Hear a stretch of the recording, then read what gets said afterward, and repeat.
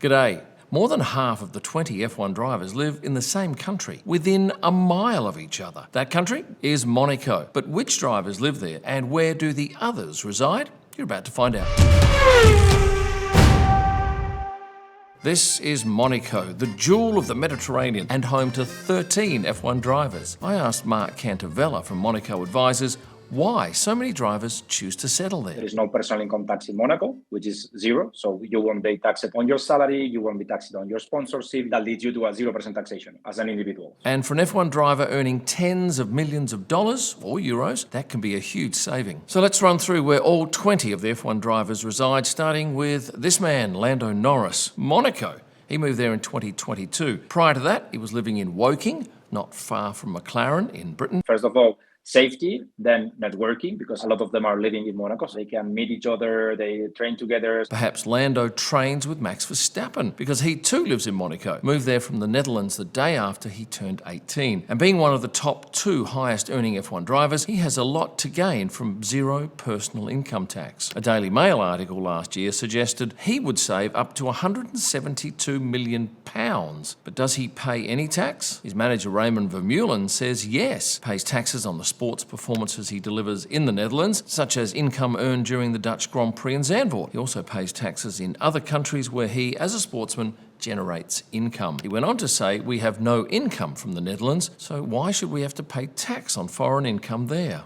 Thank you to IncyJets for sponsoring this video. Now just quickly, unless you're new here, you've probably heard me talk about IncyJets before. Well, today I want to talk to you about their on-demand charter flights. Flying private certainly is luxurious, but there's a host of other benefits that also go hand in hand. Unlike flying commercial, there's no cancellations, delays or uncertainty, and don't worry about where you're heading or who with, because IncyJets flies to 98% of airports worldwide, and they have a variety of aircrafts from 4-seaters to VIP airliners. I flew them last year, loved the experience, and this year I'm going with them from Bologna to Nice. IncyJets is convenient, stress-free and flexible, and your jet can be booked anytime, anywhere with just a few hours notice. If you value your time and want to travel in style, click on the IncyJets link in the description below. I guarantee you won't be disappointed.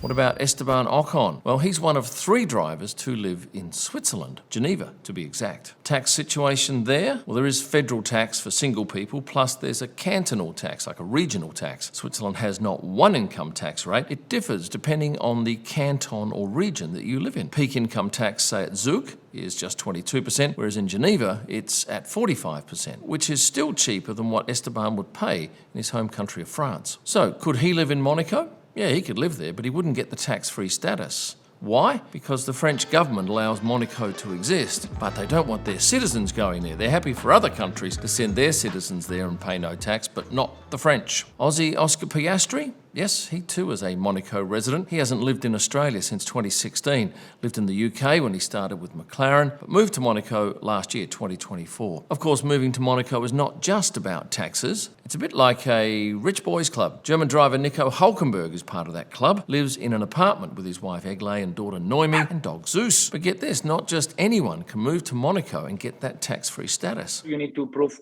that you are rich enough to live in Monaco. That means depositing between €500,000 and €3.5 million. I can tell you that the pilots, at least the one that I know, they have more than $500,000.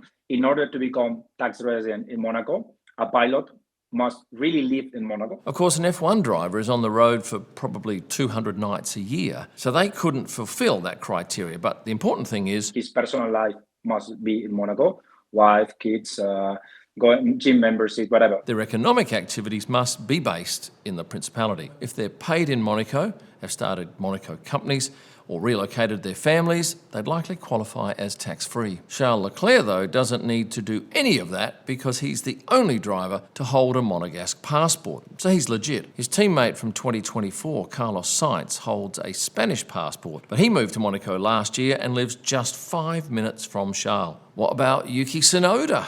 Well, he's one of the rare ones not to live in Monaco. He resides in Italy, not far from his team's HQ in Faenza, been there since 2023. Another driver calling Italy home is Pierre Gasly. He lives in Milan and has lived there since 2017, and like Esteban Ocon, no tax-free status would be available to him, being French, if he moved to Monaco. Now, an aside here, what about Logan Sargent? Could he have claimed the tax-free status as a US citizen? Yes, but because US citizens pay tax based on their passport, no matter where they live or earn their income, the savings would be much lower than, say, a German or a British driver. Of course, if a US citizen renounces their citizenship and secured a different passport, Monaco would be a much more attractive financial proposition. Ferrari driver Lewis Hamilton lives in the Principality, but also owns properties in New York, London, LA, and Colorado. Lewis and the other UK drivers living in Monaco need to be very careful with their assets, though. If they have too many in the UK or they spend too much time there, they could be considered a tax resident in the UK. That's why they spend plenty on tax advisors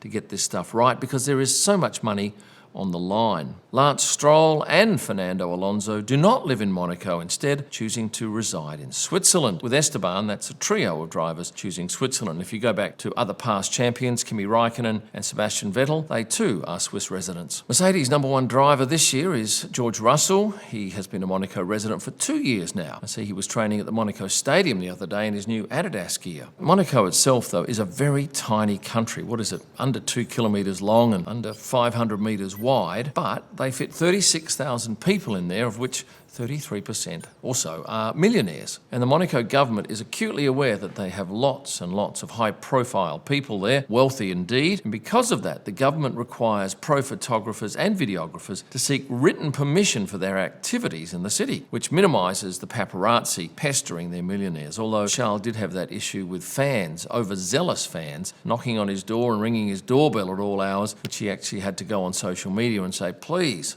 cut it out. Now, if you're like many and wonder, hey, how is this country running if they're getting no income tax from their residents? Well, they own the harbour, they own casinos, hotels, they get money from VAT, the Monaco GP and a tennis tournament, and there are some taxes on property. It is a small country, though. In fact, it's about the size of Disneyland. And remember, they have no army, they have no welfare, few roads, and it's very well run. The second Aussie on the grid is Jack Doohan. Now, Jack's lived in Monaco for some time now and enjoys a significant saving on his personal income tax over what he'd pay in Australia. Of course, accommodation in Monaco is expensive. Look at this apartment in Fontvieille where many of the drivers live, primarily because it's less touristy, 6.7 million euros and 114 square metres. Although this 3-bedroom stunner is more perhaps Max or Lewis's style, they'd pick that up for, say, 22.5 million euros. And what about renting? Well, I found this 55 square metre apartment, which will set you back about 66,000 euros a year. But if you're a driver and you're earning $1 million of income in Australia, moving to Monaco saves you about 440,000 Aussie dollars. What's that?